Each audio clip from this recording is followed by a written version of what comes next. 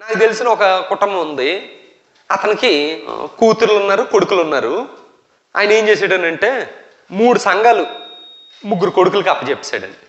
అంటే సాధారణంగా మనలో ఉండే ఆలోచన ఏంటంటే దేవుని పని ఎవరికి అప్పగించాలి అంటే నా తర్వాత నా కొడుకు అప్పచెప్పాలి.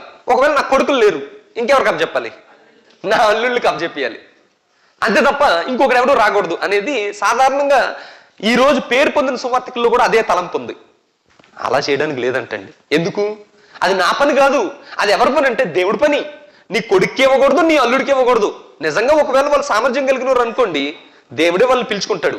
అయితే నువ్వు చేయాల్సిన పని ఏంటనంటే, దేవుడు ఎన్నుకునే విధానం ఏంటనంటే, ఒక నరుడికి దేవుడు పని అప్పగింపబడుతుందనంటే, యేసుక్రీస్తు యొక్క సువార్తను ప్రకటించే బాధ్యతను అప్పగిస్తున్నాము అంటే వాడు ఎలాంటి వాడై ఉండాలి అని అంటే, వాడు నమ్మకమైన వాడై ఉండాలి, వాడు సామర్థ్యం కలిగినోడై ఉండాలి. అప్పుడు ఈ దేవుని సువార్త ప్రకటించే బాధ్యతని వారికి ఇవ్వాలి అని అంటున్నాడు.